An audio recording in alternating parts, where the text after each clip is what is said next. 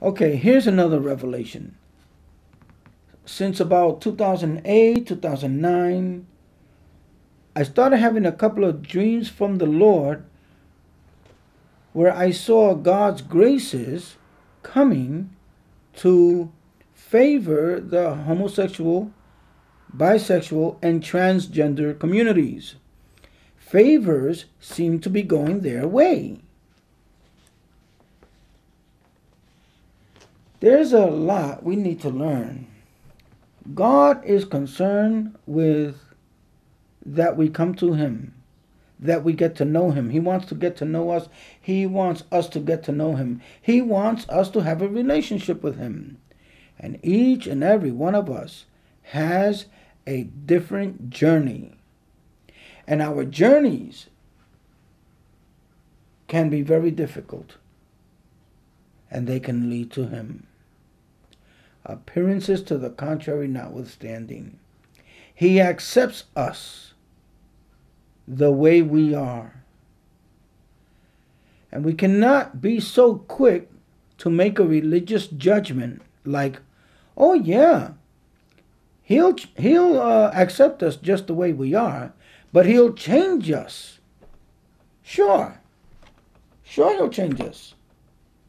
He'll change us if we're homosexual, bisexual, transgender, if we're a drug addict, if we're a liar, if we're a thief, whatever we are.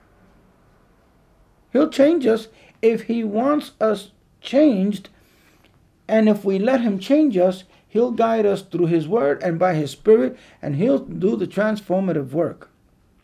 When the transformative work does not seem to work, does not seem to be kicking in, does not seem to be changing on the outward, that's not our call to make. We've got to leave people alone. We've got to just love. And legal policies are coming their way, so legally we're going to be forced to cut them some slack and love them and not be so mean-spirited and biased. God knows who they are. God knows who we are. We need to chill and do nothing but love. And it's like I say a whole lot of times. There are people that have this lifestyle, that lifestyle, have these ways about their personality, their life, whatever. And they can be saintly in many ways. And there are many people who look the part of saintly and have titles, have ministries, have written books, and can be evil, murderous, lying, deceptive, manipulative, and so on and so forth in their hearts, even though outwardly they are spiritual big shots. So God looks at the heart. We got to stop judging. Then, in February 2010, the Lord said, this is Calvary's finest hour. This is Calvary's finest hour. This is almost poetic. I don't talk like this. I've never heard anybody speak like this. I don't read books that read like this. But I heard this clearly. He said this is Calvary's finest hour. Okay. Summer 2010. I heard Jesus' voice. He said, I have taken over the world. I said, wow. I didn't see a vision here. I didn't see a dream. There was no other message, no symbolism. I just clearly heard His voice out of the blue. I have taken over the world. I said, wow. Okay, amen. Now, why is He speaking these things to me? Because He's letting me know how He sees the world, how He thinks, how He views the planet and everything that goes on. He said, I took over the world. Now, If I were like many people, I could say something like, "Oh, you sure don't look it, Lord." That voice could not be from God, because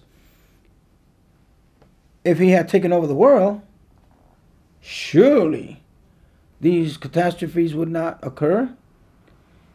Evil would be obliterated. These bad things would stop. Those bad things would stop. He would change this and he would change that, and he would do this and he would do that. This would be happening and that would be happening if God took over the world. If God took over the world, this would be happening and that will not be happening. That's a cynical response. I'm not a cynic. I didn't respond that way. Many, I'm sure, would. But I simply responded, well, amen. If you have taken over the world, then I have to see the world as if you have taken over. I have to see the current economy as if you've taken over the world. I have to see current politics, the international goings on, social goings on, things in technology and the media, things in the entertainment industry as well, things in the church world. I have to look at everything as if God has taken over everything. Not that everything that goes on is created and caused by the hand of God, initiated by him. No, but that he's on top of it. He has taken over the world and he is watching over everybody in a way like he has more than ever before. And so if he has taken over the world, wow, then there's a whole lot of things going on around the world that that God has a hand in.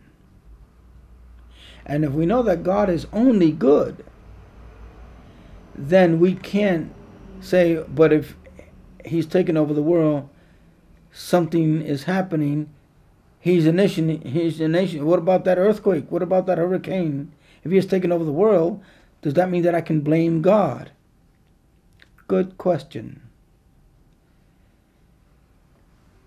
My best answer to that is not that we can then blame him for initiating it, but things happen.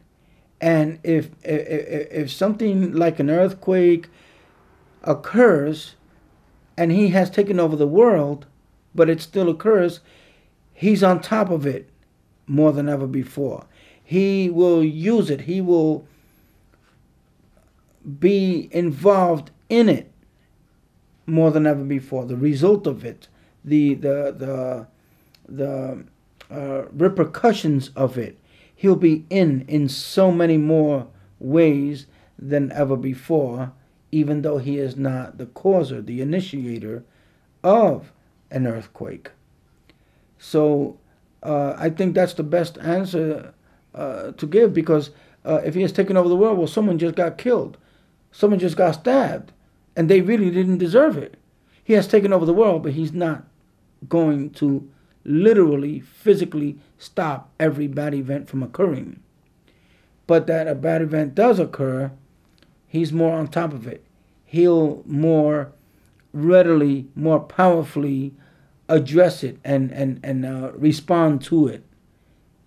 And in spiritual matters and in supernatural events like visitations of God and manifestations of miracles and blessings, he is more richly, more thickly involved in them more than ever before. Amen.